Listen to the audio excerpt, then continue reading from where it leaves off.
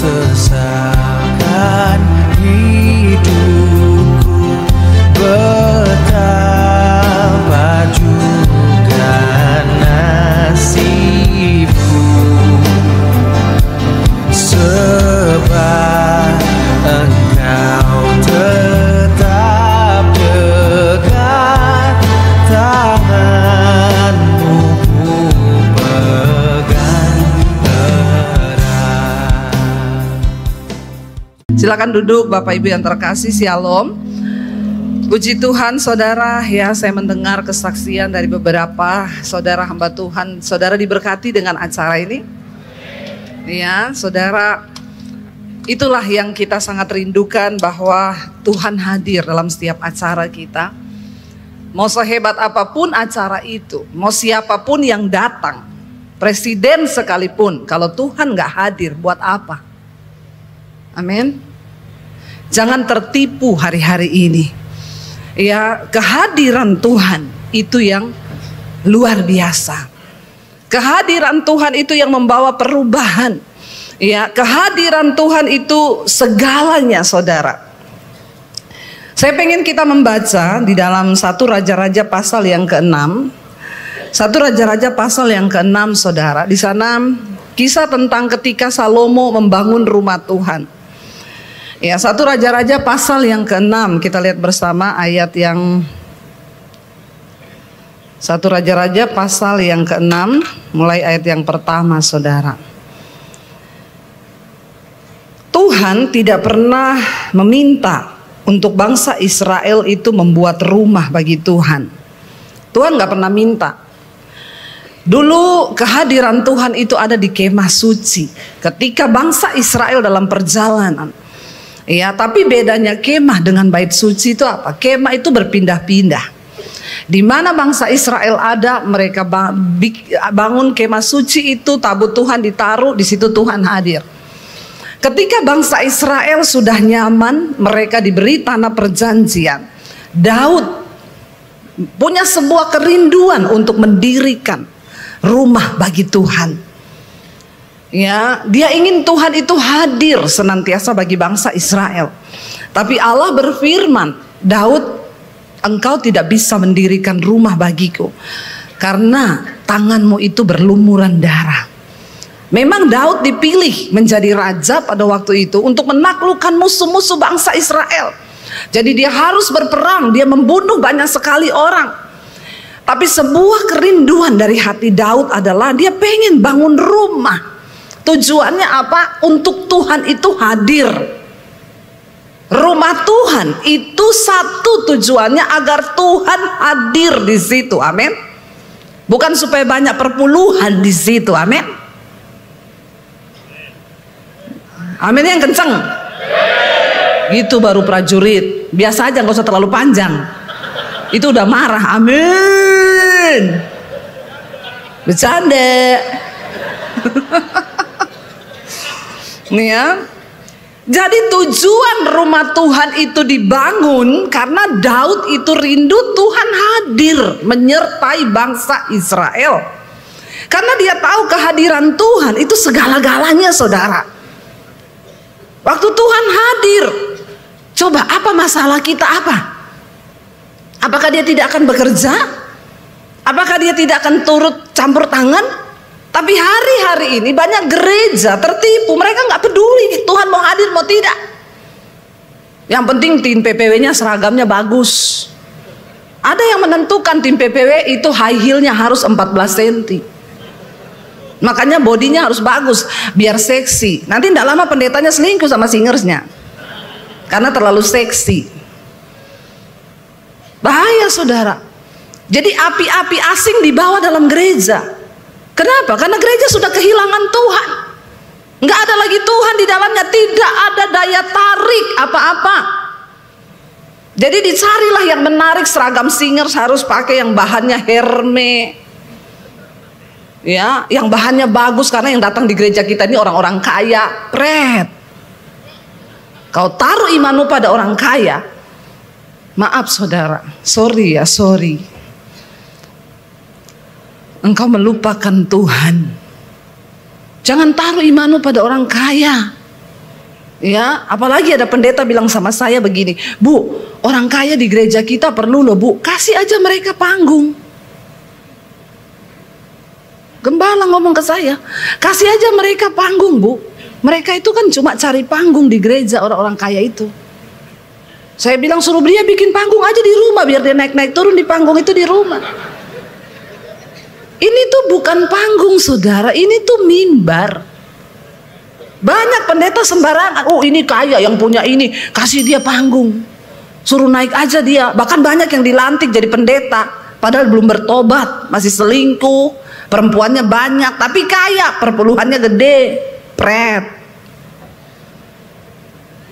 Pendeta bertobat, jangan lihat orang kaya. Ya apalagi orang kayanya dicatat nomornya, tiap pagi dikirimi ayat. Pendeta model begini, hidupmu melarat, hidupmu susah, terkutuk. Tuhan bilang terkutuk. Orang yang mengandalkan manusia itu terkutuk saudara. Kenapa sering kali hidup kita terkutuk keadaannya? Pelayanan kita gak pernah maju karena kau taruh imanmu pada orang kaya. Apalagi kalau sudah lihat orang kaya datang, mukanya berubah jadi celengan babi, biar diisi. Cerita semua kesusahannya. Jadi begini loh Pak, kita ini, kita ini. Nggak usah, kau duduk di kaki Tuhan, ngeluh sama Tuhan. Dia sanggup saudara. Kehadiran Tuhan. Daud tuh rindu Tuhan bersama-sama. Makanya dia rindu bangun. Tapi Tuhan bilang bukan kamu yang bangun, anakmu sesudah engkau ya akan membangunnya. Ketika Salomo naik, tidak banyak peperangan lagi bangsa Israel karena sudah nyaman, mereka sudah rebut tanah-tanah itu. Daud yang membunuh banyak orang, makanya Tuhan tidak izinkan Daud membangun rumah bagi dia. Tanganmu itu berlumuran darah, tapi hatinya rindu sama Tuhan. Salomo naik, dia bangun bait suci. Baca 1 Raja-Raja pasal yang ke-6 ayat yang pertama. Salomo mendirikan bait suci, dan terjadilah pada tahun ke-480 sesudah orang Israel keluar dari tanah Mesir. Ya, sesudah orang Israel keluar dari tanah Mesir, pada tahun ke-4 sesudah Salomo menjadi raja atas Israel, dalam bulan Sif, yakni bulan yang kedua, maka Salomo mulai mendirikan rumah bagi Tuhan. Rumah yang didirikan Raja Salomo bagi Tuhan itu 60 hasta panjangnya dan 20 hasta lebarnya dan 30 hasta tingginya. Balai di sebelah depan, ruang besar rumah itu 20 hasta panjangnya menurut lebar rumah itu, dan 10 hasta lebarnya ke sebelah depan rumah itu. Dibuatnya juga pada rumah itu jendela-jendela yang rapat bidainya. Pada dinding rumah itu sekelilingnya didirikan kamar tambahan sekeliling rumah besar dan ruang belakang, dan seluruhnya dibuatnya bertingkat-tingkat. Tingkat 5, tingkat bawah 5 hasta lebarnya, dan yang tengah 6 hasta, dan yang ketiga 7 hasta. Sebab telah dibuatnya ceruk-ceruk pada rumah itu sekeliling sebelah luar, sehingga dinding rumah itu tidak usah dilobangi. Salomo membangun semua yang terbaik, bahan yang terbaik, desain yang terbaik. Dia mau beri bagi Tuhan ya untuk membangun rumah itu, karena ini tempat berdiamnya Tuhan. Lihat ayat yang ke-7. Pada waktu rumah itu didirikan, dipakailah batu-batu yang telah disiapkan di penggalian, sehingga tidak kedengaran palu atau kapak atau sesuatu perkakas besi selama pembangunan rumah itu. Tidak boleh ada bunyi apa-apa, saking mereka menghormati kekudusan Tuhan. Tidak boleh ada bunyi apapun. Bayangkan bangun bait suci itu gede banget, peralatan semua dipakai, alat-alat semua, tapi tidak boleh ada bunyi. Sebagai lambang tanda betapa kudusnya mereka harus menghormati Tuhan. Saya mau tanya, orang bangun rumah tidak ada bunyi bisa? Tidak bisa. Tapi pengerjaannya, batu-batunya diukir itu jauh di tempat penggalian batu. Jadi diangkut sudah dalam keadaan ready, dipasang, tidak boleh ada bunyi. Dia menghormati Tuhan. Luar biasa supaya Tuhan hadir. Saudara, tapi saya pengen kita baca saudara, ya. Ketika itu dikatakan di sana ayat yang ke-8, pintu tingkat bawah ada pada lambung kanan rumah itu, dan orang naik dengan tangga-tangga pilin ke tingkat tengah, dan dari tingkat tengah itu ke tingkat yang ketiga. Setelah ia selesai mendirikan rumah itu, dibuatnya langit-langit rumah itu dari bingkai dan pemapan dari kayu aras. Dan setelah ia mendirikan kamar tambahan itu pada rumah di sekelilingnya, yakni setiap tingkat 5 hasta tingginya, maka rumah itu ditutupinya dengan kayu aras. Ayat 11, Tuhan melihat kesungguhan hati Salomo. Dia melihat kesungguhan hati bangsa Israel yang merindukan kehadirannya. Lalu Tuhan ngomong ayat 12 apa saudara? Baca bersama. Ya, ayat 11 dikatakan, kemudian datanglah firman Tuhan kepada Salomo demikian. Ini inti yang kita mau baca. Ayat 12, mengenai rumah yang sedang kau dirikan ini, jika engkau hidup menurut segala ketetapanku dan melakukan segala peraturanku dan tetap mengikuti segala perintahku dan tidak menyimpang daripadanya, maka aku akan menepati janjiku kepadamu yang telah kufirmankan kepada Daud ayahmu, yakni bahwa aku akan diam di tengah-tengah orang Israel dan tidak hendak meninggalkan umatku Israel. Oke, engkau membangun rumah itu bagus. Tuhan lihat, engkau tidak ada bunyi satupun menghormati Tuhan. Gereja, seringkali kita berpikir membangun rumah Tuhan harus begini begitu baik. Ya, tetapi Tuhan bilang intinya di sana, mengenai rumah yang sedang engkau bangun ini, yang sedang kau dirikan ini, cuma satu syaratnya. Tuhan bilang, supaya aku tinggal. Supaya aku tinggal, bukan singers yang langsing. Amin. Ya, bukan soal Pak Pendetanya gimana-gimana. Tapi Tuhan bilang, mengenai rumah yang sedang kau dirikan ini, jika engkau hidup menurut segala ketetapanku, melakukan segala peraturanku, dan tetap mengikuti segala perintahku, dan tidak menyimpang daripadanya, aku akan menepati janjiku kepadamu yang telah kufirmankan kepada Daud ayahmu, yakni bahwa aku akan diam di tengah-tengah orang Israel dan tidak hendak meninggalkan mereka. Tujuan daripada rumah itu dibuat adalah supaya Tuhan hadir dan tinggal. Tapi Tuhan tidak minta banyak syarat untuk dia tinggal. Dia bilang, engkau harus hidup di dalam ketaatan pada firman Tuhan. Itu saja saudara. Enggak berat. Tuhan minta kita sebagai hamba-hamba Tuhan, bagaimana supaya gereja kita, pelayanan kita ada Tuhan di dalamnya. Karena engkau pelayanan, tidak ada hadirat Tuhan, tidak usah kau jadi pendeta. Buat apa? Kosong. Sekarang banyak orang pintar khotbah saudara.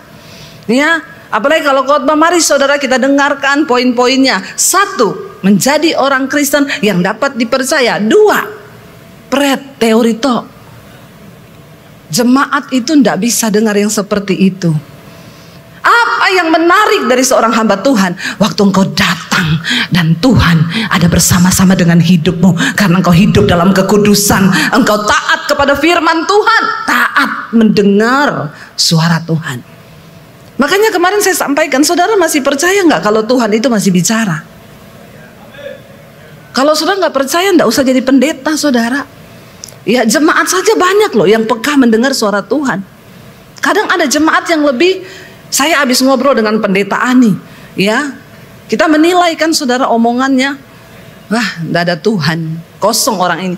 Saya ketemu dengan jemaat biasa, ibu-ibu, Bu, satu kali Bu, ketika saya berdoa, Tuhan itu ngomong sama saya, Bu, gini Bu, ya, tapi ngomongnya jangan yang aneh-aneh ya. Kemarin tuh ada jemaat, Bu, suami saya selingkuh, saya sudah capek dengan hidup. Ibu tetap berdoa supaya suamimu bertobat. Pagi-paginya kirim, ya Bu, tadi malam saya berdoa, saya dengar suara Tuhan jam 2 malam. Apa Bu? Tuhan bilang, kau harus cerai dengan suamimu karena aku sudah menyiapkan seorang laki-laki buatmu. Oh haleluya ya Pak Pendeta ya. Saya bilang gitu, Bu, itu Tuhan yang mana ya Bu yang ngomong begitu ya? Tolak ukur kita ngomong suara Tuhan itu, tolak ukurnya firman Tuhan. Tuhan itu membenci perceraian. Lah kok ibu bilang Tuhan suruh ibu cerai? Tuhan sudah siapkan seorang laki-laki. Saya ini pendeta, tidak bisa ditipu. Saya ini hamba Tuhan, tidak bisa ditipu. Langsung saya balas chattingannya gini, ibu sudah punya kenalan laki-laki? Langsung, ya, langsung saudara itu harus peka jadi pendeta. Karena jemaat itu kadang konseling belok-belok kayak ular. Tapi tujuannya satu. Langsung saya tembak, ibu sudah punya kenalan laki-laki? Terus hehehe, iya Bu ada. Bret. Ya, dia mau cari pembelaan. Udah capek suaminya begitu, pengen nikah sama orang lain. Terus dengar suara Tuhan. Banyak orang bawa suara Tuhan. Saudara, suara Tuhan, tolak ukurnya firman Tuhan. Tuhan masih bicara sampai hari ini. Kalau ada pendeta yang sudah tidak mendengar suara Tuhan, kau tuli. Apa yang kau mau dengar pesan Tuhan bagi jemaatmu? Tuhan tidak berubah. Dia bicara kepada Abraham, dia bicara kepada Musa, dia bicara kepada Daud, dia bicara kepada Salomo. Dia juga mau bicara sama Debbie Basir, sama Pak Victor, sama Pak Benny, sama semua saudara yang ada tempat ini. Tuhan pengen kita tahu hatinya, katakan amin. Tuhan hidup, dia ada, dia nyata. Hari ini tema kita walk with God, berjalan bersama Tuhan. Hamba Tuhan harus berjalan bersama Tuhan. Kita butuh kepekaan di dalam pelayanan. Kita butuh tuntunan. Ya, kita butuh Tuhan. Tanpa Tuhan pelayanan kita tuh nol. Gereja kita tuh tidak ada apa-apanya. Cuma bangunan tok. Ya, cuma tempat entertain tok. Makanya sekarang banyak gereja sudah nggak ada bedanya sama Holy Wing. Kalau orang cuma datang nyanyi-nyanyi, lompat-lompat, hidupnya nggak berubah, ngapain? Iya nggak saudara? Lah gereja harus mengubah orang. Kenapa? Karena ada Tuhan di dalamnya. Dan ketika orang ketemu Tuhan, dia pasti berubah. Ya, dia pasti berubah saudara. Tuhan bilang sama Salomo, mengenai rumah yang engkau dirikan ini, kata Tuhan, asalkan engkau hidup sungguh-sungguh, mengikuti ketetapanku, melakukan peraturanku, dan mengikuti segala perintahku, dan tidak menyimpang. Syarat untuk Tuhan hadir dalam pelayanan kita itu apa? Ketaatan kepada Tuhan. Dia hamba loh. Kita ini kita hamba loh. Dia Tuhan kita loh. Saya saudara waktu dapat panggilan pindah dari Solo. Di Solo tuh saya pelayanan saudara. Ya dulu saya sudah keliling juga khotbah-khotbah di beberapa gereja. Ada salah satu pendeta di sini, Ibu Eva Srioko. Dulu gerejanya itu tempat saya pelatihan khotbah. Saya naik motor kalau pelayanan ke gereja beliau saudara. Ya bawa anak kadang ya saya taruh di depan, anak saya masih kecil, saya khotbah saudara. Ya pagi khotbah, ya sore khotbah ya. Lalu saudara, ya saya tiba-tiba dapat panggilan. Waktu di Solo itu saya tiap hari nangis. Saya tidak tahu kenapa saya itu nangis. Lalu satu kali saya tahu Tuhan ini mau bicara. Kadang lagi naik motor gitu pelayanan di Karanganyar, Jati, naik motor saya saudara. Ya tiba-tiba air mata saya bercucuran. Saya bilang saya tahu Tuhan ini mau ngomong sesuatu. Lalu saya ambil doa puasa. Saya datang ke satu tempat, saya berdoa. Saya bilang Tuhan, aku tahu engkau mau bicara kepadaku. Bicara Tuhan, sampaikan apa yang mau Tuhan sampaikan. Saya dapat suara Tuhan. Ya Tuhan tuh sedih melihat gereja-gerejanya hari-hari ini, hamba-hambanya hari-hari ini tidak lagi memikirkan hatinya, nggak lagi fokus dengan jiwa-jiwa. Saya nangis ketika saya menerima hati Tuhan tuh, saya nangis terseduh-seduh. Besoknya saya datang lagi doa puasa di tempat itu. Bicara apa yang kau mau bagiku Tuhan. Aku ini hambamu, bicara. Lalu Tuhan tuh ngomong, aku akan bawa kamu keluar dari kota ini. ke satu tempat yang akan aku tunjukkan. Saya bilang, lah kok kayak Abraham ya? Saya bilang gini, Tuhan, aku udah beli rumah di Solo. Rumah saya tuh lumayan. Sudah mapan, saya sudah aman. Ya, kehidupan sudah mulai mapan. Ya, rumahnya bagus ya. Tuhan mau bawa saya kemana? Aku akan bawa kamu pindah. Saya bilang, tapi jangan main-main loh Tuhan. Di rekening saya itu ndak ada uang. Jadi saya anaknya udah 3. Kalau mau pindah itu butuh biaya. Terus saya bagaimana rumah ini? Pokoknya ndak kebayang saudara. Tapi saya cuma nangis. Lalu Tuhan tuh bilang gini, kamu tuh hamba. Hamba itu harus taat kepada Tuhannya. Karena kalau kamu tidak taat kepada Tuhannya, kamu melakukan sesuatu bukan yang aku mau, kamu itu pengangguran di mataku. Kamu harus melakukan apa yang aku mau, kata Tuhan. Saya nangis saudara. Kamu bayangkan kalau kamu punya pembantu di rumah, lalu kamu bilang, Mbak nanti cuci spray ya. Saudara pulang, saudara bilang spray sudah dicuci, saya tidak mau cuci spray ibu hari ini.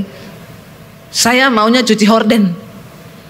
Tiap saudara ngomong, pembantumu ngomong begitu, saudara pecat nggak ini pembantu? Ini pembantu kok bangkang terus ya, tak omongin aja, lakukan B. Nah sama Tuhan tuh begitu.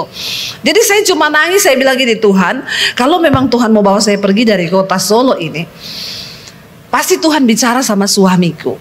Ya, saya tidak mau ngomong, biar Tuhan yang ngomong sama suamiku. Satu kali di rumah, kita lagi duduk-duduk, suami saya itu bilang sama saya gini, Say, kamu rasa enggak kalau kita ini di Solo ini sekarang stuck?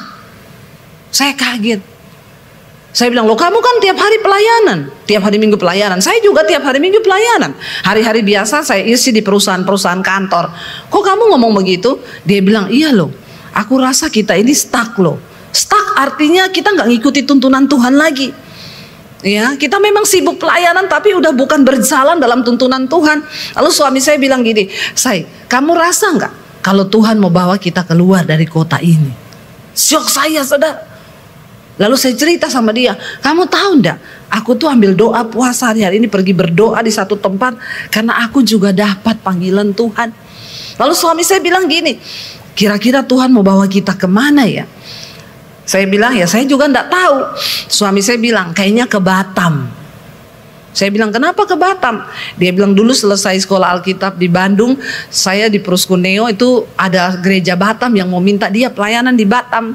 Tapi karena dia sudah waktu itu tunangan sama saya, dia harus pulang ke Solo. Jadi dia bilang mungkin Tuhan mau teruskan panggilan itu, kita ke Batam. Saya bilang sama dia, tidak usah atur Tuhan. Ya, kita tunggu saja, kan Tuhan yang panggil, Tuhan yang teguhkan.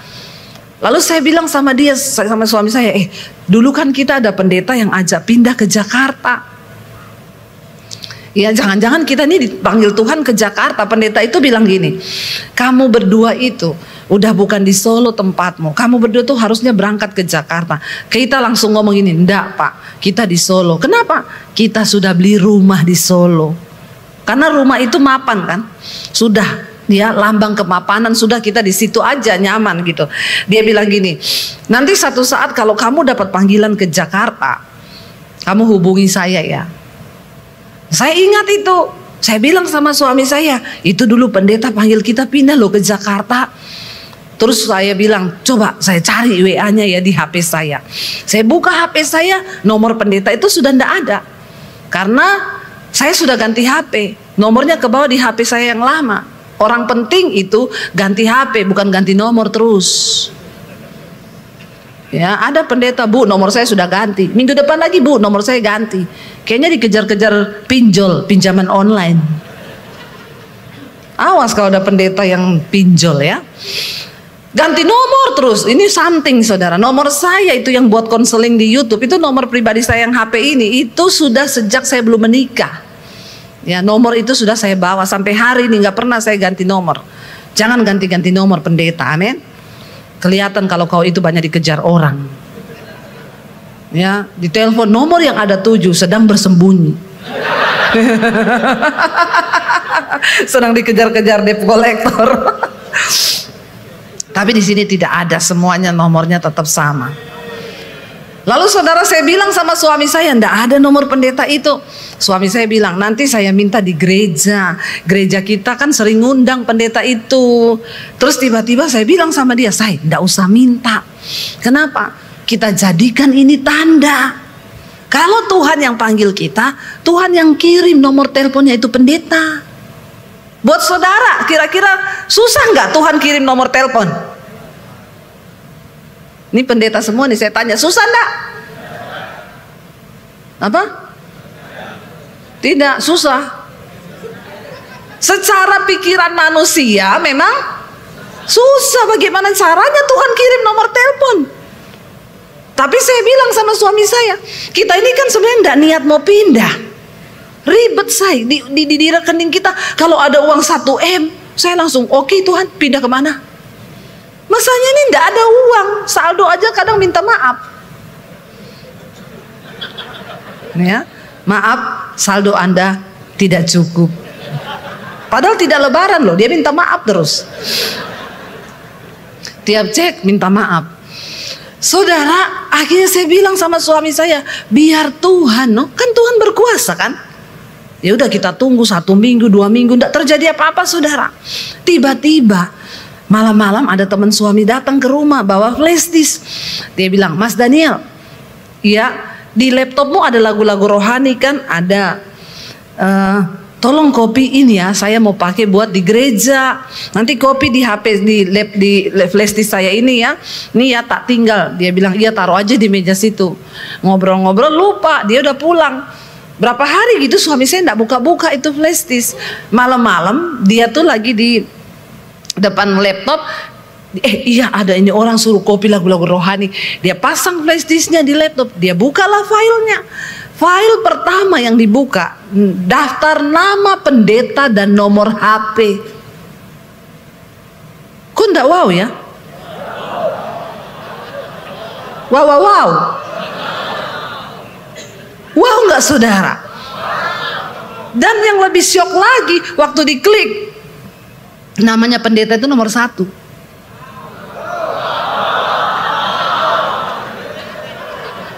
Luar biasa Tuhan tuh. Ada yang mustahil buat Tuhan.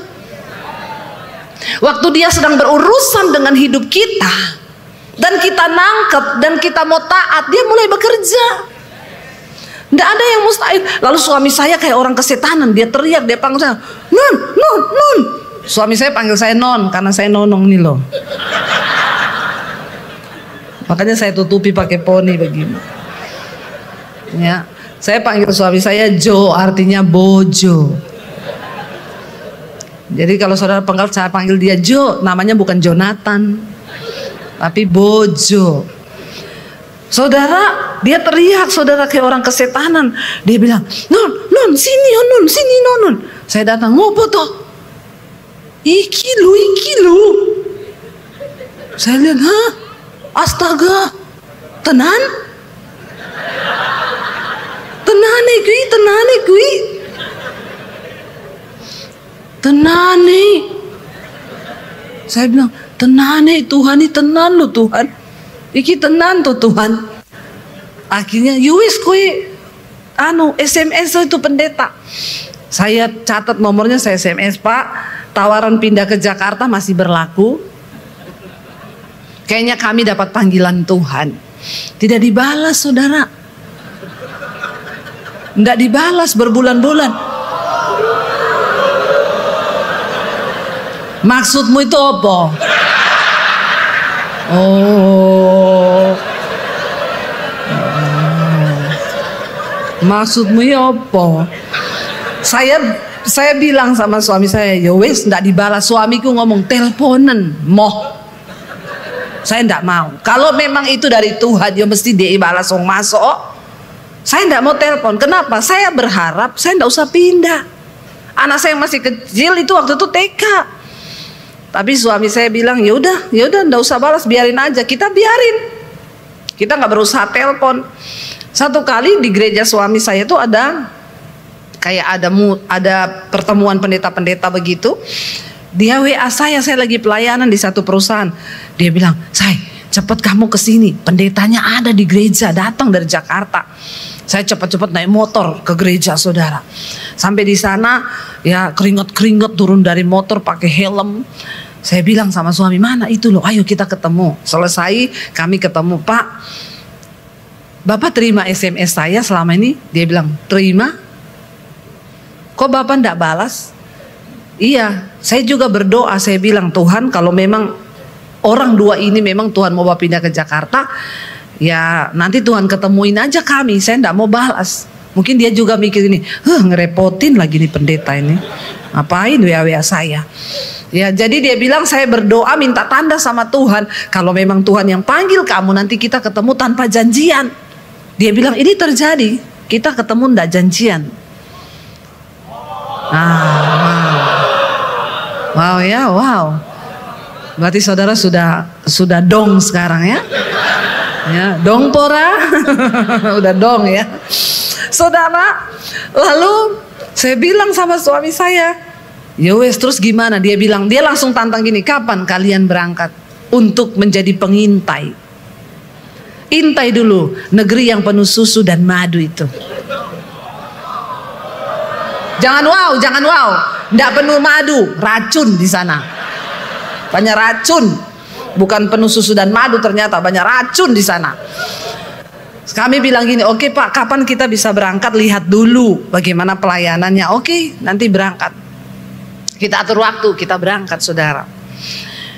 Waktu kita berangkat, ini bunyi apa ya? Sangkakala ya? Ini bunyi apa nih? Kalau sangkakala puji Tuhan loh, saudara lagi seminar gini Tuhan datang, langsung ke sorga semua ini. Langsung auto sorga kita nih semua. Lagi kudus-kudusnya ini, lagi berapi-api ini. Ya, benar-benar siap ini untuk diangkat Tuhan ya. Tapi Tuhan bilang jangan dulu, kau harus siapkan jemaatmu. Ya, itu jemaatmu, tanggung jawabmu. Nanti besok saudara menghadap Tuhan, ditanya jemaatmu mana? Saudara disuruh balik belakang. Ya, jemaatmu 3.000, saudara noleh cuma 100. Yang lain terhilang. Jangan ketawa kau, sedih. Sedih. Ini tanggung jawab loh di hadapan Tuhan. Ya, tanggung jawab. Jangan cuma dicukur dombanya, bulunya diambil. Domba kedinginan, tersesat, tidak ditolong, dibiarin. Tuhan akan minta pertanggungan jawab. Ya, itu yang Tuhan ingetin bagi gembala-gembala. Jangan kau cukuri saja itu domba, kau mintai duitnya. Ya, nanti kalau dia kedinginan, dia kepanasan, kau nggak urus, kau nggak khotbahin tentang pertobatan, tentang kekudusan. Ya, dia mati kedinginan, dia masuk neraka. Benar, nanti saudara akan disuruh lihat sama Tuhan, jemaatmu berapa? Lihat di belakang, siapa yang ada. Saudara menoleh, cuma berapa orang, yang lainnya di neraka. Awas loh, tanggung jawab loh saudara sebagai gembala. Lalu saudara akhirnya sampai di mana tadi? Tapi biasanya saya kalau terbelok begini itu suara Tuhan biasanya. Biasanya itu suara Tuhan. Jangan saudara marah, jangan dibantah ya. Suara Tuhan itu. Saudara, akhirnya saya tuh mengintai negeri dan penuh susu dan madu itu katanya. Kami berangkat sama suami. Seminggu saya ikuti pelayanannya pendeta itu di Jakarta. Ya, saya bawa tasnya dia. Ya, suami saya kadang disuruh nyetir, kadang ini kita lari-lari bawa tasnya dia, saudara. Lalu kita datang pelayanan, ya saya tuh mulai lihat pendoanya. Ada satu orang ibu pendoa cerita, saya pendoa bu, tapi suami saya selingkuh, anak saya narkoba. Waduh, saya tuh dengar di gereja ya, mereka ini kok orang gereja, duduk di gereja, tapi kok banyak yang terhilang, keluarganya begini. Saya bilang sama suami saya, kalau aku sih secara spirit sih, iya sih, Jakarta ini banyak orang yang harus dilayani. Ternyata gereja isinya puluhan ribu, ribuan, padahal yang bertobat itu bisa dihitung dengan jari, saudara. Akhirnya kami pulang ke Solo.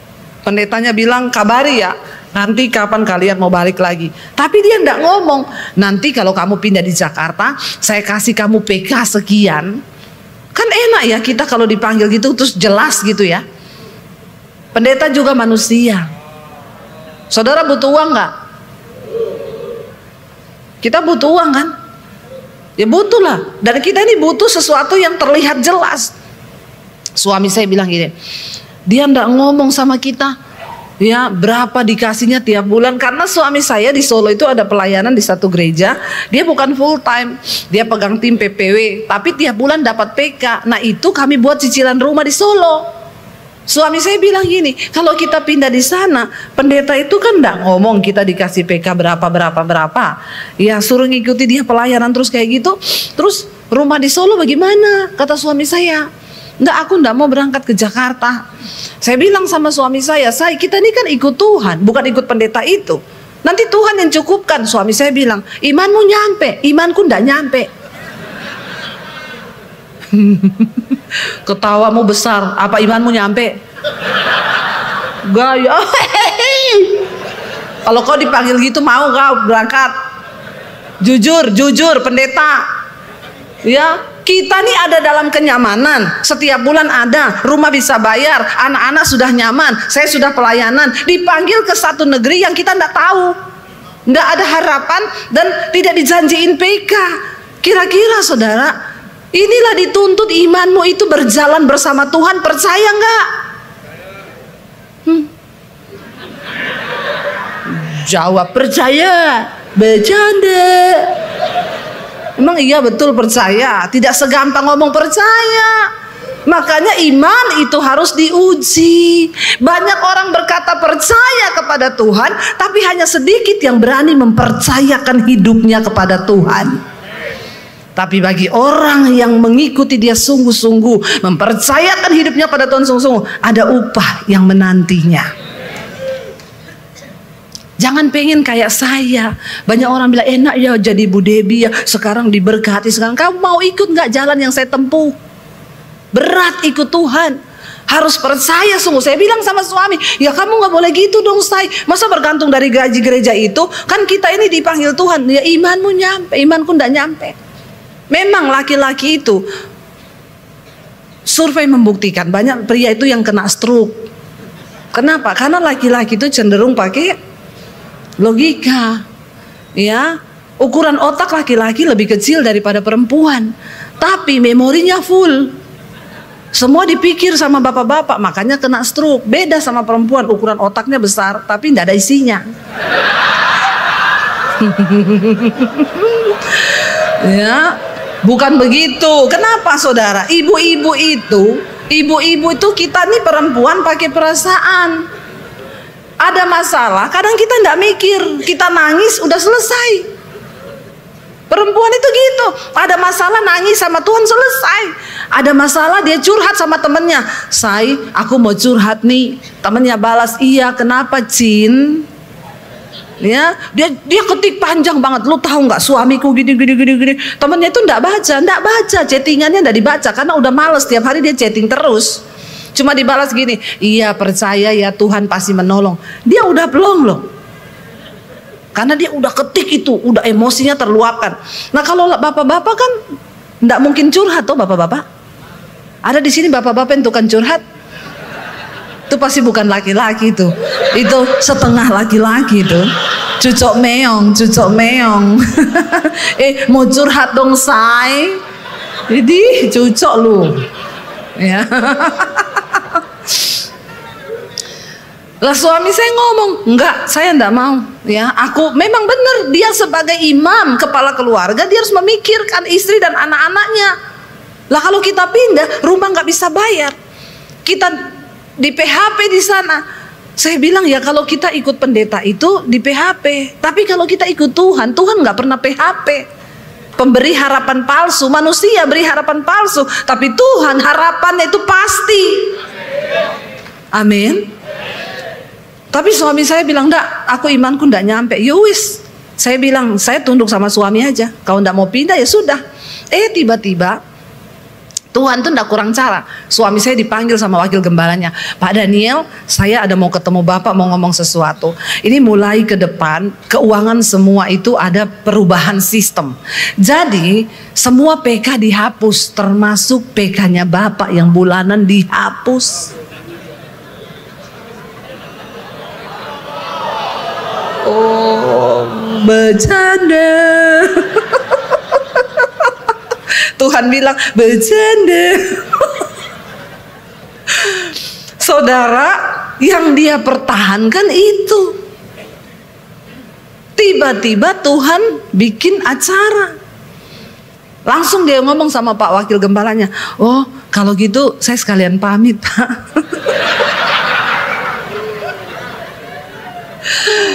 Ya udah gak ada harapan, mau apa? Mau pamit kemana? Kami memang sudah dapat panggilan Tuhan pindah ke Jakarta. Oh, Bapak jangan putusin apa-apa dulu loh, kata Wakil Gembalanya ya. Dia pulang, dia ngomong sama saya, non, memang kita dipanggil ke Jakarta. Saya bilang, puji Tuhan. Kenapa saya? Mulai bulan depan PK dihapus. Ya, saya bilang, saya senang. Oh iya, puji Tuhan, puji Tuhan.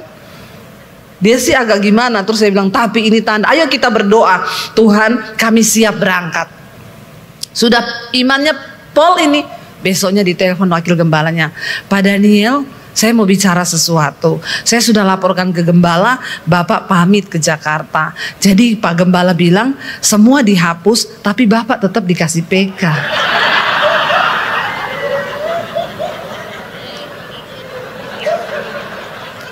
Ayo, bagaimana? Saya bilang sama suami saya, jangan kau jual panggilan hanya demi sepiring kacang merah. Ya, kenapa Esau menjual hak kesulungannya? Karena kacang merah terlihat di depan mata, sedap, menggoda, tapi janji Tuhan belum terlihat. Janji Tuhan belum terlihat. Dan sering kali kita ini hamba-hamba Tuhan, kita lebih suka sama yang terlihat di depan mata, tapi kita kurang percaya dan tidak mau melihat dengan mata iman bahwa di seberang itu ada negeri yang besar yang dijanjikan Tuhan, yang lebih daripada apa yang kita punya sekarang. Ketika Abraham disuruh memilih, Lot memilih, dia pilih negeri yang bagus. Tapi bersama Tuhan, walk with God. Waktu engkau nggak peduli negerinya kayak apa, asal ada Tuhan di situ. Tuhan bisa mengubah kutuk menjadi berkat. Dia bisa mengubah yang kering menjadi subur. Sebab engkau punya Tuhan yang dahsyat. Dia pengubah segala-galanya, katakan. Sebaliknya Tuhan bisa mengubah yang subur menjadi tandus. Dia bisa mengubah berkat menjadi kutuk ketika kita berubah setia. Saya bilang sama suami saya, jangan kau jual panggilan. Ini yang kedua, ini sudah rekayasa loh, untuk mencoba mengalihkan panggilan kita dari Tuhan. Suami saya jawab, maaf Pak, kami sudah bulat untuk pindah ke Jakarta. Kami berdua berangkat ke Jakarta, anak-anak tinggal di Solo.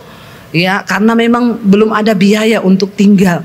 Di Solo saya tidur di kasur enak, kamar pakai AC, rumah baru. Pindah ke Jakarta, dikasih tempat, saya nginep di rumah saudara saya. Kamarnya itu tempat tidurnya sih spring bed, tapi sudah nggak ada bednya, tinggal springnya. Kamarnya itu nggak ada jendela, kayak gudang, kayak sarang walet, nggak ada AC.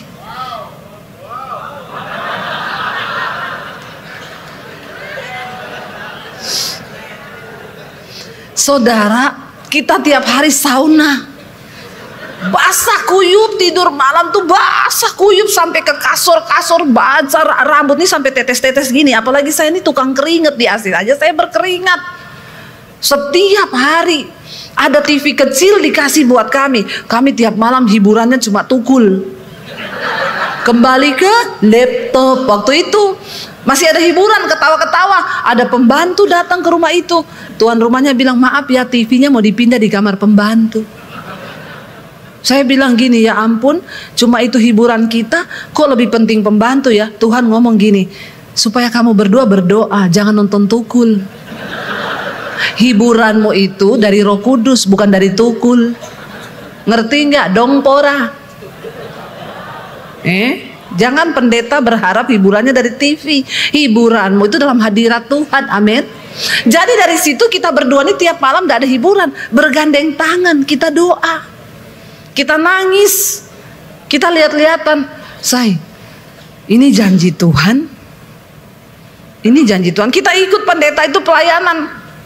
Kerjaan kita apa? Dia membuka pelayanan di Kelapa Gading. Kita disuruh bagi brosur depan pintu. Waktu itu Pak Petrus Agung bikin acara besar di Kelapa Gading. Kita berdua bagi brosur di acaranya Pak Petrus Agung. Kita berdua ini dulu target dicari-cari sama Pak Victor dan anak buahnya. Siapa orang dua itu bagi-bagi brosur di acara kita ya?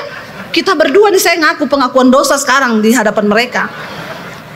Kita disuruh menyusup masuk ke acara itu. Bagiin brosur nih karena kita mau buka pelayanan di Kelapa Gading, itu ribuan yang datang itu. Ya jadi kita bagi brosur di situ berdua. Ya, itu dulu saya saudara di Jakarta. Ya, lalu kami bilang Tuhan kok kayak begini ya. Memang nggak dikasih bulanan. Pelayanan naik motor dari ujung ke ujung, motor kami bawa ke Jakarta. Kita waktu itu pulang Jakarta Solo, kangen anak, pulang 1-2 minggu sekali. Naik pesawat berdua terbang, masih ada duit tabungan. Lama-lama nggak ada duit, nggak ada pemasukan, nggak ada penghasilan. Pulang naik bus, naik kereta dulu. Lama-lama menipis naik bus. Lama-lama nggak ada duit, adanya motor. Suami saya bilang ada uang 200.000 say. Kalau kangen anak kamu toh yang pulang naik bus. Saya bilang kita harus berdua pulang lihat anak. Nggak bisa, uangnya cuma 200. Saya nggak kenal Pak Beni waktu itu.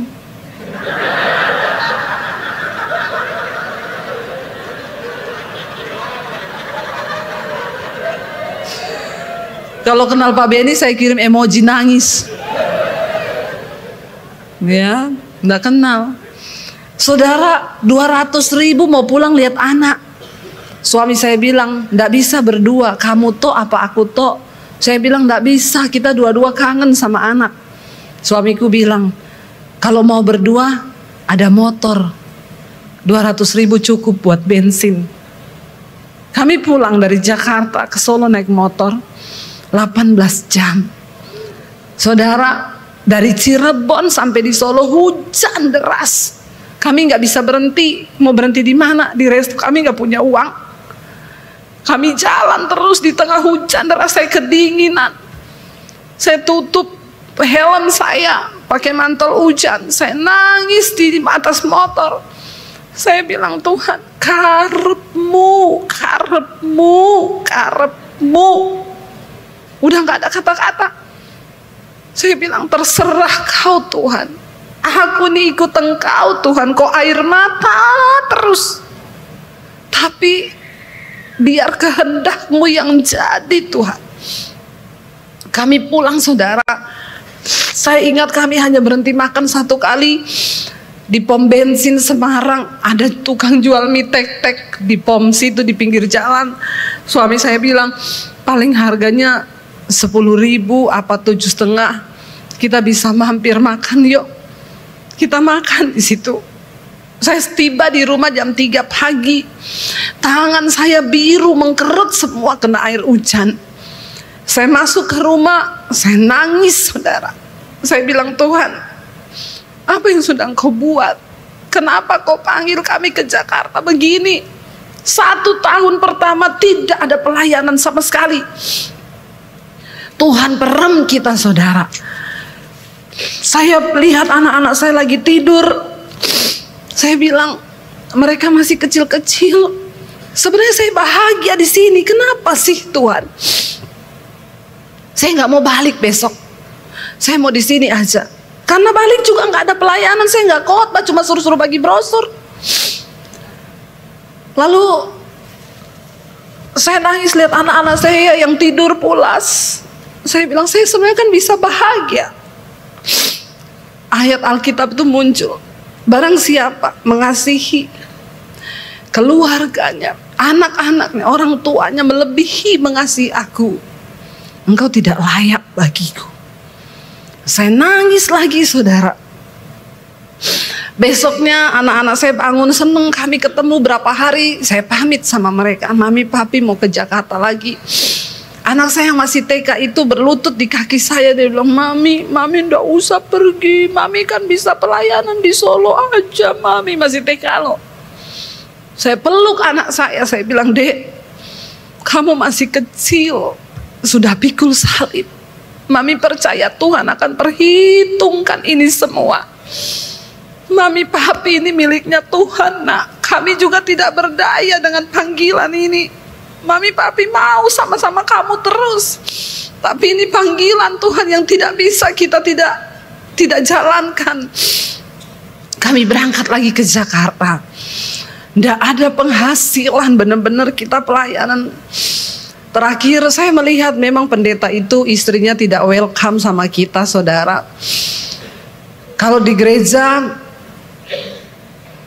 kami nggak pernah disalami. Tapi kalau ada orang kaya yang datang, shalom Bapak, Ibu, luar biasa. Saya melihat itu. Kami lagi cerita sama suaminya, istrinya tuh mau pulang. Pak, saya mau pulang. Kamu pulang nggak? Kami tidak dianggap sama sekali. Sampai satu kali dia telepon dengan istrinya, saya dengar jelas di belakang, saudara. Saya duduk tepat di belakang kursinya. Istrinya bilang, kamu di mana? Dia bilang lagi sama Daniel sama Debbie. Saya nggak suka ya kamu itu bawa mereka ke sini. Kenapa kamu bawa mereka ke sini? Saya nggak mau. Saya syok, saudara. Saya syok. Saya cuma bilang, ya udah, nanti kita bicara aja. Yang lucunya, dia bikin KKR di Jakarta, undang pembicara dari luar negeri. Saya waktu itu singer, suami saya main musik. Karena tempat duduknya nggak ada yang kosong, ibu gembala ini harus duduk di samping saya karena ada satu kursi yang tersisa di samping saya. Dia tuh benci banget sama saya, nggak mau lihat muka saya. Tiba-tiba pendeta luar negeri itu jalan keliling sambil berkhotbah. Lalu dia berhenti tepat di depan kami. Lalu dia tanya, what's your name? Saya bilang Debbie. Yes, Debbie, you? Ditanya istri gembala ini. Dia jawab namanya ini. Lalu dia bilang sama istri gembala ini, kamu punya karunia hebat, bernubuat, penglihatan gini-gini, tapi karena kamu sombong, semua karuniamu dipindah sama Debbie. Saya syok. Oh Tuhan Yesus. Saudara wow, tapi saya enggak tahu. Saudara wow, tapi saya syok waktu itu. Tuhan itu tidak pernah bisa direkayasa. Sekalipun orang terlihat hebat, punya banyak karunia, itu orang kita tidak kenal. Dia juga tidak kenal ibu gembala ini. Saya syok, tapi setelah itu saya semakin dibenci, saudara. Tidak ada pelayanan, tidak ada khotbah. Akhirnya saya bicara to the point sama Pak Pendeta itu, Pak, saya dan suami mau bicara. Saya lihat istri Bapak nggak welcome dengan kita. Kami tidak bisa dalam pelayanan yang seperti ini. Tidak ada damai sejahtera dan saya nggak bisa memaksakan, Pak. Daripada Bapak ribut sama Ibu, kami pamit baik-baik. Kita mau kemana? Nggak tahu mau kemana, saudara. Lalu dia bilang, loh kenapa kamu berkata begitu? Nanti besok kita ketemu sama istri saya. Kami ketemu berempat di depan istrinya. Dia bilang gini, Daniel, Debbie, maaf ya, kalian nggak bisa tuntut pelayanan dari saya. Karena saya ajak kalian ke sini itu untuk berbisnis. Kami syok. Bisnis apa Pak Beni? Kalau yang diajak itu Pak Beni cocok berbisnis kita Pak. Tapi saya dan suami mau bisnis apa? Kita ini dia tahu hamba Tuhan. Saya bilang oh gitu di depan istrinya. Istrinya duduk dengan sombongnya. Jadi maaf Bapak Ibu, jangan tuntut pelayanan dari kita. Saya bilang kok cerita jadi berubah ya Pak ya. Tapi enggak apa-apa Pak. Ini cara Tuhan, kami pamit, terima kasih. Memang saya tidak menyalahkan dia saudara. Karena kami menggantungkan iman pada Tuhan. Justru saya bersyukur lewat dia kami dibawa ke Jakarta. Kalau enggak lewat dia, jadi kita enggak ada alasan kepahitan. Saya ketemu dia saudara. Ketika kami sudah dipakai Tuhan di Jakarta, saya ketemu dia dalam satu acara. Dia salaman gini, luar biasa ya sekarang jadi hamba Tuhan besar. Tapi kamu gak kepahitan kan sama saya? Saya bilang enggak lah Pak. Kan bangsa Israel keluar dari Mesir, Tuhan yang mengeraskan hati Fir'aun. Terus dia diam. Dia sambil salaman gini, oh gitu ya. Jadi menurut kamu saya Fir'aun? Mirip Pak. Mirip. Itu jawaban saya, saudara. Langsung pergi dia. Mungkin dia yang kepahitan sama saya sekarang. Saudara, hamba Tuhan, Tuhanmu itu Tuhan. Tuhanmu itu Tuhan, bukan manusia. Lalu tapi setelah itu kami masih panjang nih kalau saya cerita, enggak cukup nanti sampai sesinya Pak Bedi. Lanjut. Saudara tahu saya 3 hari ada di sini. Saya ini baru pulang dari Pekanbaru, Palembang. Saya ke sini 3 hari pelayanan ini. Nanti siang saya ke Surabaya. Dari Surabaya besok Minggu saya khotbah. Hari Senin saya terbang ke Makassar. Anak saya kemarin telepon, "Mam, pulang kapan?" Saya bilang, "Nanti kita ketemu minggu depan, Nak. Bulan depan kita ketemu minggu depan, ya." Saya dari Makassar pulang hanya sehari di Jakarta. Saya ada pelayanan tanggal 5 di Jakarta. Tanggal 6 saya terbang lagi ke Solo.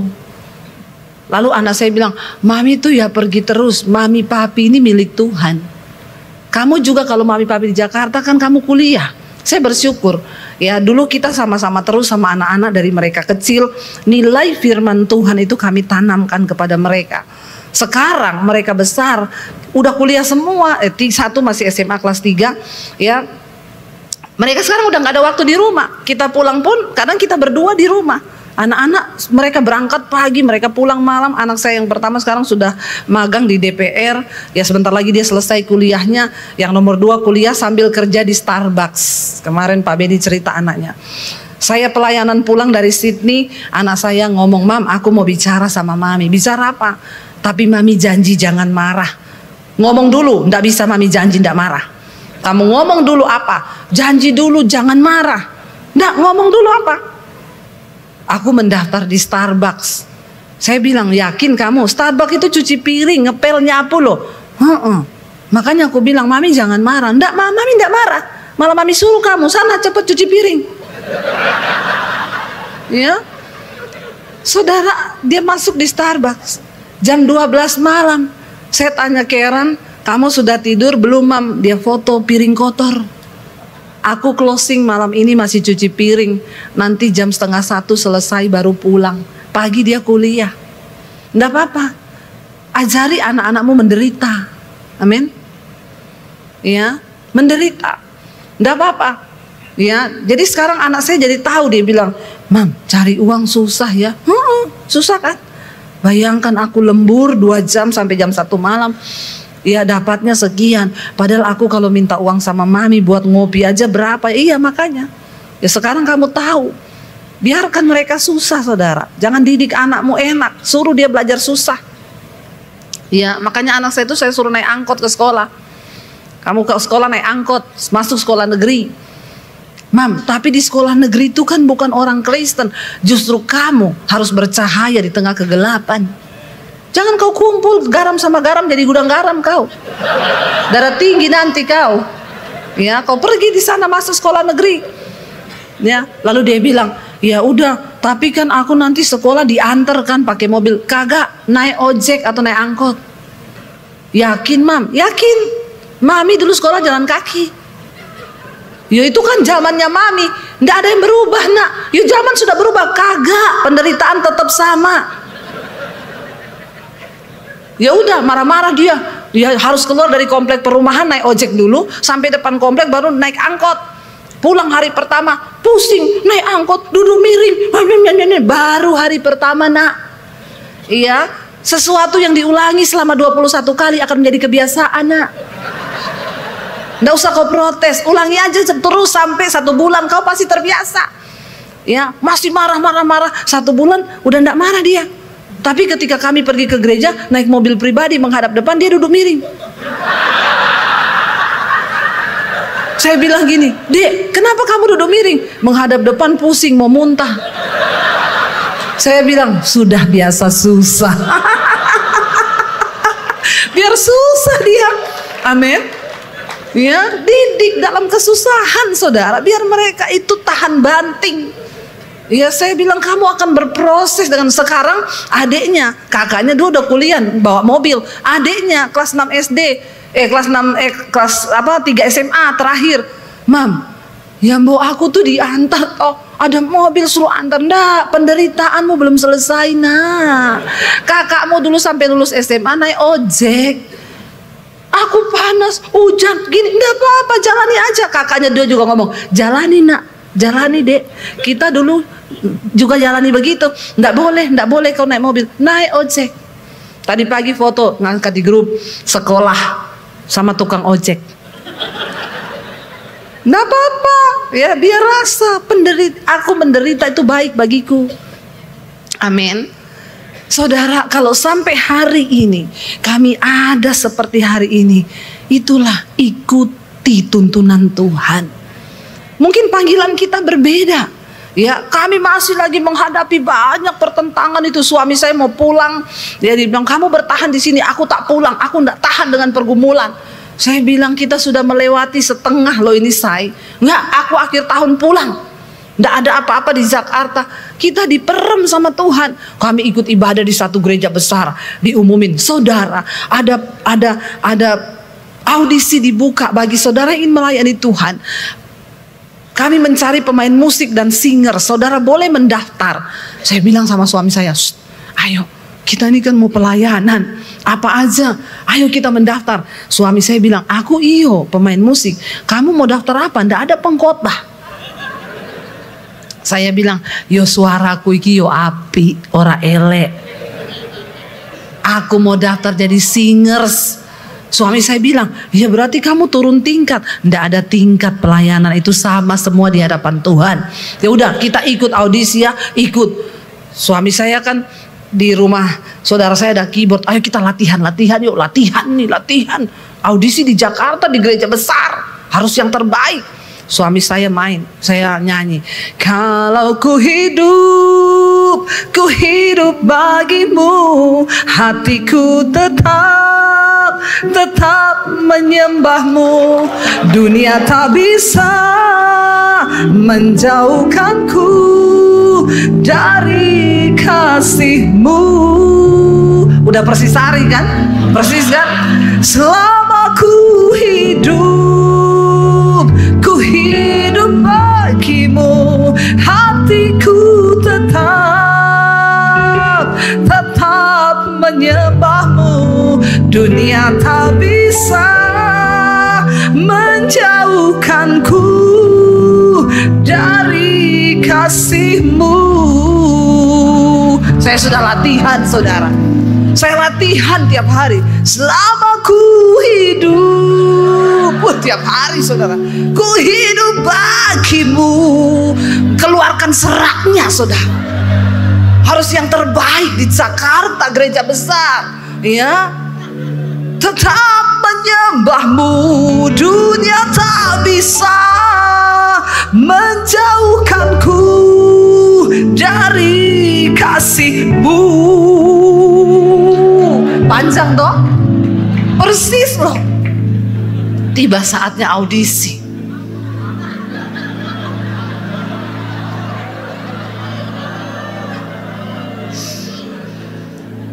Udah bagus begitu. Kalau saudara jadi juri, saya lulus enggak? Kalau Pak Victor, saya ikut audisi, lulus enggak begitu? Selama ku hidup, ku hidup bagimu. Masa enggak lulus saudara saya? Anda tertawa, saya menangis waktu itu. Saya kecewa, suamiku yang enggak lulus. Padahal suami saya tuh kalau Henry Hin dulu datang ya ke Jakarta, kakaknya Benny Hin, dia kalau datang, suami saya yang main keyboard, dia bilang kamu itu pembuka pintu surga. Permainanmu itu pembuka hadirat Tuhan. Orang masuk nama hadirat Tuhan. Dia kalau ke Jakarta selalu hubungi suami saya untuk main keyboard. Dia ajak pindah ke Kanada kita. Ayo ikut, saya bilang dah, kita di Indonesia. I love Indonesia. Itu audisi ndak lulus. Saya pulang kecewa sama Tuhan. Tuhan, kami ini hanya mau melayani Tuhan. Di Jakarta kami ini pengangguran. Mana janjimu? Apa yang kau buat Tuhan? Hidup kita ini ancur-ancuran. Di Jakarta udah gak bisa lihat anak, gak ada duit. Mau ikut audisi pemain musik aja di Jakarta ndak lulus loh. Saya baca Alkitab. Dalam satu rumah terdapat banyak perabot. Ada perabot yang mulia, ada perabot yang kurang mulia. Perabot yang mulia dipakai untuk tujuan yang mulia ditempatkan di tempat yang mulia. Tapi perabot yang kurang mulia ditaruh di tempat yang tidak mulia untuk tujuan yang tidak mulia. Aku tahu siapa milik kepunyaanku, dan barang siapa ingin menjadi perabot yang mulia, engkau harus menyucikan dirimu dari hal-hal yang jahat, supaya engkau dipandang layak dan digunakan untuk setiap tujuan yang mulia. Saya nangis bercucuran air mata. Tuhan ngomong, aku tahu siapa milik kepunyaanku. Saudara, kita gak bisa pencitraan di hadapan Tuhan, karena Tuhan tahu siapa milik kepunyaannya. Orang yang meninggalkan kejahatannya, yang berjalan mengikuti tuntunannya, mengikuti perintah Tuhan, mereka itulah kepunyaanku. Saya nangis, saudara. Singkat cerita, akhirnya saya justru diundang jadi pembicara di gereja itu. Saya ingat, saudara, waktu kami ibadah di gereja itu, kami tetap ikut ibadah walaupun tidak lulus audisi. Pak Rubin Ong khotbah waktu itu, ya. Saya nangis bercucuran air mata waktu penyembahan. Dan saya mendengar suara Tuhan. Satu saat kamu akan berdiri di mimbar gereja ini untuk menyampaikan isi hatiku. Saya nangis dilawat Tuhan. Saya dengar suara itu. Selesai ibadah, saya bilang sama suami, tadi aku dengar suara Tuhan. Suami saya bilang, apa? Tuhan bilang, satu saat saya akan berdiri di mimbar itu. Suamiku bilang, audisi singers aja ndak lulus. Piye carane say kamu naik di mimbar itu, piye?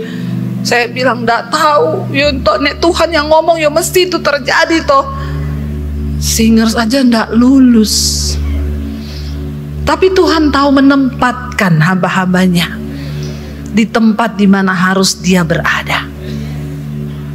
Saudara, berjalan bersama Tuhan di dalam pelayanan artinya apa? Mendengar suaranya, taat pada perintahnya, ikuti. Dan dia itu ada di setiap pergumulan kami. Ketika saya nangis, dia jawab lewat firman. Waktu saya tahu saya tidak lulus, saya cuma bilang, ya Tuhan. Kan Tuhan tahu di mana harusnya saya berada. Ya, Tuhan tahu saya di mana harusnya memang saya itu ada. Tuhan yang paling tahu di mana saudara itu ditempatkan. Dia akan mengangkat, dia akan merendahkan. Itu Tuhan yang tahu. Bagian kita taat, ngikuti apa yang Tuhan suruh. Banyak orang datang bertanya kepada saya gini, Bu, bagaimana supaya kita bisa mendengar suara Tuhan? Ayat yang kemarin kita baca, coba kita kembali saudara di Mazmur yang kemarin. Siapakah orang yang takut akan Tuhan? Ya, saya kemarin tidak terlalu membahas banyak ya kemarin, karena kita sudah Mazmur 25 ayat 12 di sana kemarin kita sudah baca. Siapakah orang yang takut akan Tuhan? Mazmur 25 ayat 12. Kepadanya Tuhan menunjukkan jalan yang harus dipilihnya. Orang itu sendiri akan menetap dalam kebahagiaan, dan anak cucunya akan mewarisi bumi. Tuhan apa? Bergaul karib dengan orang yang takut akan Dia, dan perjanjiannya diberitahukannya kepada mereka. Lalu sebagai hamba Tuhan, kita ini butuh bocoran dari Tuhan. Sebagai hamba Tuhan, kita perlu ngerti isi hati Tuhan, kita perlu ngerti rahasianya Tuhan. Dan ayat ini berkata luar biasa, siapa orang yang takut akan Tuhan? Biar kita hari ini berkata, Tuhan, biar Engkau dapati aku adalah salah satu orang yang takut akan Engkau. Dia menunjukkan jalan yang harus kita pilih, dan dikatakan di sana apa? Rahasianya diberitahukannya kepada mereka. Wow, enggak? Rahasia Tuhan loh. Saya itu kenal dengan Pak Victor, Pak Beni, dan Pak Hengki.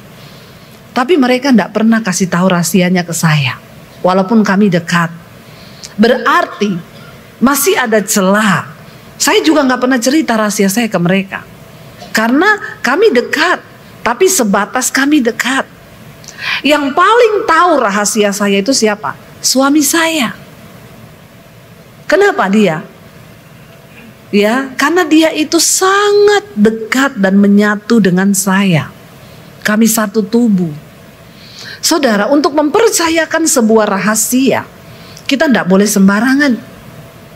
Ya, walaupun kita kenal dekat, kita nggak mungkin mempercayakan rahasia kita. Pak Victor nggak mungkin mempercayakan rahasia ke saya. Kenapa? Kami dekat, tapi kami ya tidak sedekat saya dengan suami saya. Apalagi Tuhan. Dikatakan Tuhan itu memberitahukan rahasianya kepada orang yang bergaul karib, yang sangat dekat.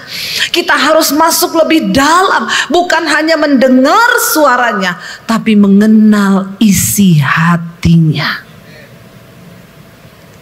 Kenapa suami saya tahu saya? Suami saya itu tahu hati saya.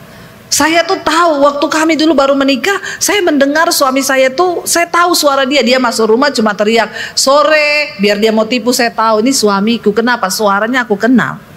Tapi ketika kami menikah lebih dalam, kami masuk dalam sebuah hubungan, bukan suaranya. Dia nggak perlu ngomong lapar, dia cuma garu-garu kepala gini. Saya tahu, ngapa saya kopi? Dia bilang, kok tahu? Aku tahu hatimu. Saya membaca lebih dalam, mengenal hatinya. Saya ingat saudara, ketika saya diusir dari rumah pertama kali saya terima Yesus, saya ada di kos-kosan. Setiap pagi jam 5 saya gitar. Saya ajak doa pagi, yang mau aja, saya nggak gedor kamarnya. Pokoknya di ruang tamu kos itu saya main gitar, memuji Tuhan. Siapa yang keluar satu-satu keluar. Akhirnya terbentuk sebuah persekutuan di kos-kosan itu. Itu saya baru bertobat loh, terima Yesus. Lalu saya mulai kasih firman mereka yang hidupnya bersinah, satu kos tinggal bareng, bersinah, cabul. Itu mulai bertobat satu-satu. Lalu ada salah satu anak di situ, dia juga dari agama seberang. Kami satu saat berdoa bersama, puasa, lalu dia berbahasa roh saudara, dan akhirnya bahasa roh itu diterjemahkan. Dia bilang begini sama saya, dia bilang, dengar, aku Tuhan memilih engkau. Satu saat engkau akan menjadi gembala bagi banyak jiwa. Saya nangis bercucuran air mata. Saya masih di tempat kos, cuci baju anak kos. Bagaimana mungkin jadi gembala atas banyak jiwa? Dia bilang, aku memilih engkau. Kenapa? Karena engkau bukan hanya peka mendengar suaraku, tapi engkau ngerti isi hatiku. Saya nangis waktu itu, saya nggak ngerti. Tapi hari ini saya melihat Tuhan menggenapi itu. Saudara, di channel YouTube saya, ya sekarang hampir 700.000 subscribe-nya. Dan setiap pagi itu hampir 100.000 yang mendengar, 50.000. Saya pergi kemana aja saya ketemu orang yang berkata, Ibu Gembala, aduh saya mengalami perubahan mendengar semua itu. Tuhan genapi loh. Kenali isi hati Tuhan. Tapi mendengar suara Tuhan itu ada ndak enaknya. Ndak semua enak. Ya, siap ndak kita ndak enak. Ya, contoh nih, saya pergi ke toko mau beli tas. Manusia hedon saya bilang, ndak apa-apalah beli tas 65 juta, wong kamu bisa beli. Kan kamu juga udah bantu gereja-gereja di mana-mana, bantu pendeta, bolehlah. Mau gesek, Roh Kudus ngomong, itu jadi satu pastori loh di desa. Jengkel saya, jengkel. Masa saya ndak boleh sih? Ndak boleh. Ya udah ndak jadi. Nggak jadi. Saya mau bersaksi sama saudara. Satu kali saudara, saya itu dapat suara Tuhan. Tuhan itu ngomong sama saya, kamu harus kasih satu pendeta ini mobil. Kamu kasih pendeta ini mobil yang sama dengan punyanya wakil gembalanya. Waktu saya dengar suara itu mobilnya wakil gembalanya 400 jutaan. Saya tengking, dalam nama Yesus. Setan bicara, setan ngomong dalam nama Yesus. Kagak, ndak, 400 juta saudara, mahal ndak? Keluarin uang 400 juta, ndak. Saya tengking itu suara, berhari-hari bicara, saya tengking dalam nama Yesus. Ini setan.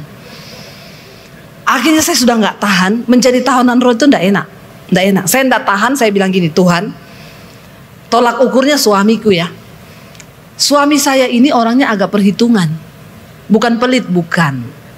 Tapi perhitungan. Ya, tapi dia sudah kasih kuasa sama saya, kamu mau memberkati siapa aja, kasih enggak apa-apa, karena kamu lebih peka mendengar suara Tuhan. Dia tuh, tapi ini kan 400 juta kan. Saya bilang, saya tanya suami ya Tuhan, kalau suami ngomong iya, berarti Tuhan. Tapi kalau dia bilang, wih banyak amat, berarti ini enggak. Saya berdoa bergumul, saya satu kali ngomong sama dia, sini aku mau ngomong sesuatu, aku nih dapat suara Tuhan. Apa? Masa kita disuruh beliin mobil Pak Pendeta? Dia diem, enggak ngomong. Biasanya, wih gila kali mobil, enggak. Dia diem terus. Saya bilang, aku nih ngomong sama kamu. Terus dia bilang sama saya gini, kamu tahu enggak? Aku udah disuruh Tuhan tuh dari bulan Januari. Ternyata karena dia tuli.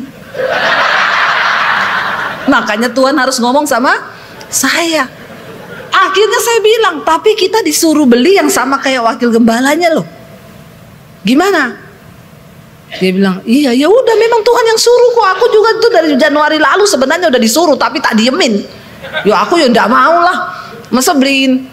Saudara, akhirnya kami sepakat ya. Sepakat dinilai 400 juta sekian. Ya wes sepakat. Akhirnya kami pelayanan lah ke Makassar. Pikir saya pulang dari Makassar nanti kita urus. Kita pelayanan di Makassar. Saya ngobrol-ngobrol sama Pak Beni. Ya, kok yo pas pendeta itu lagi ngangkat foto mampir di pinggir jalan. Kita tanya kenapa Pak? Mobil saya mogok. Saya bilang sama suami, kebangetan kita ini, coba itu Tuhan udah ngomong loh, itu mobilnya mogok loh. Ini pendeta juga memang agak-agak saudara. Ya, dia tuh banyak berkorban buat yang lain-lain, tapi buat dirinya sendiri kagak.